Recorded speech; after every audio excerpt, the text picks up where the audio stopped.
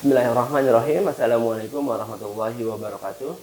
Apa kabar siswa-siswi kelas 7 sampai Darul Mutakin? Kembali lagi dengan Bapak Samsul ya. Ingat-ingat namanya ya, jangan lupa. Di pelajaran informatika ya. Kalau di SD mungkin namanya adalah pelajaran TK ya. Kalau di SMP berganti menjadi mata pelajaran informatika. Baik anak-anak, sudah dapat bukunya semua ya. Nah, kalian bisa lihat materi di bukunya. Di bab 1 kita akan membahas organisasi sebuah komputer ya. Organisasi sistem komputer. Jadi bagaimana sebuah komputer itu dapat bekerja dengan baik. Hal-hal apa saja yang dibutuhkan agar sebuah komputer dapat bekerja dengan maksimal. Perangkatnya, perangkat lunaknya, apa saja yang dibutuhkan supaya komputer tersebut dapat dipergunakan dengan baik. Itu yang akan kita bahas di pertemuan sekarang ya, di pertemuan kedua. Baik anak-anak, jadi pada dasarnya sebuah komputer itu dapat dipergunakan dengan maksimal. Ada 3 hal yang mesti bekerja dengan baik ya.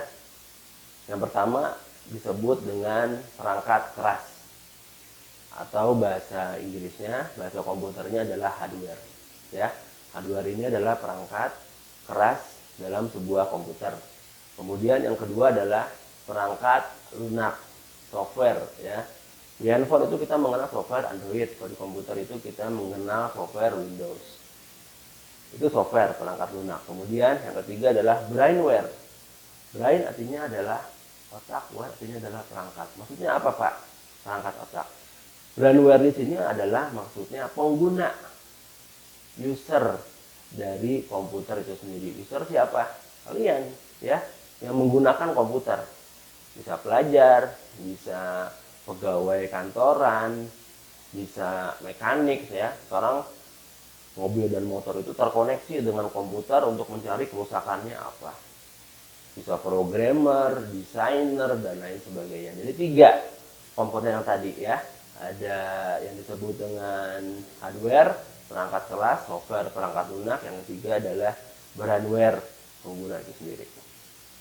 Nah, cara kerjanya ya, cara kerja sebuah sistem komputer adalah pertama ada yang disebut dengan input, ada yang disebut dengan proses, ada yang disebut dengan output. Input itu adalah masukan ya. Kalian ngetik huruf A, diproses, ngetik huruf A di keyboard, type aja ketik huruf A ya dengan keyboard, kemudian muncul di layar huruf A. Nah, itu adalah gabungan dari ketiga hal tadi, input, proses, dan output. Inputnya adalah keyboard ya, kamu ngetik huruf A di keyboard, kemudian diproses oleh, misalkan kamu menggunakan Microsoft Word ya, diproses oleh Microsoft Word, kemudian outputnya adalah layar, di layar monitor kamu ya. Jadi sistem komputer itu input, proses, output, itu aja, simpel sebenarnya. Kita ngetik apa, diproses sama softwarenya, nanti di monitor keluar ya, outputnya apa, hasilnya apa.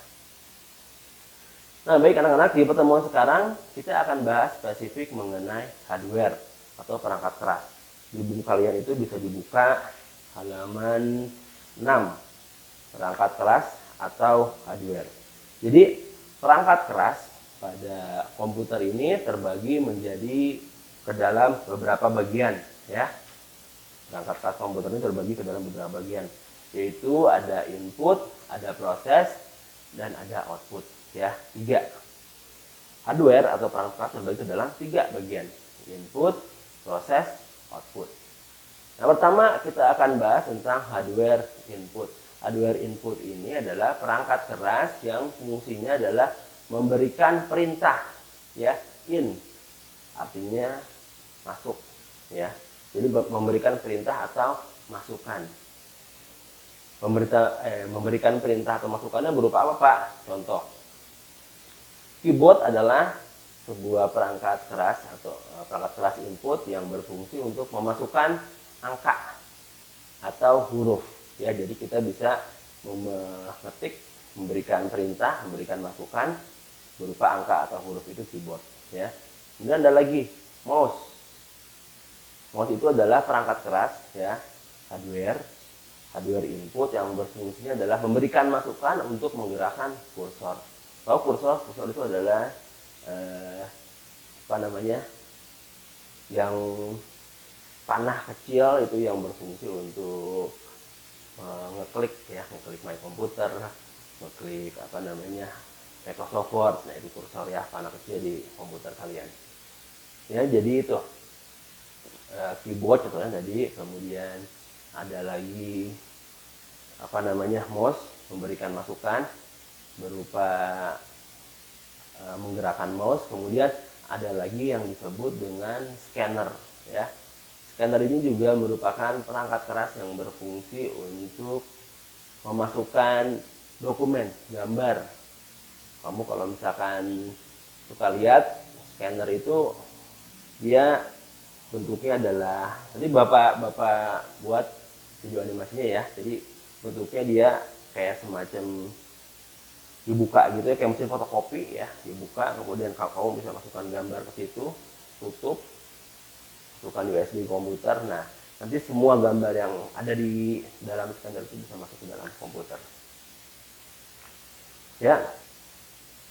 Jadi itu anak-anak yang akan kita bahas di pertemuan pertama. Bapak akan buat slide-nya, kalian perhatikan baik-baik slide-nya. Setelah slide nanti ada tugas, mohon dikerjakan ya, Google Form-nya, tugasnya. Mudah-mudahan kalian tetap sehat selalu, tetap semangat selalu dalam pembelajaran online ini, tetap menyimak video ini dengan baik. Sekian dari Bapak, Assalamualaikum warahmatullahi wabarakatuh.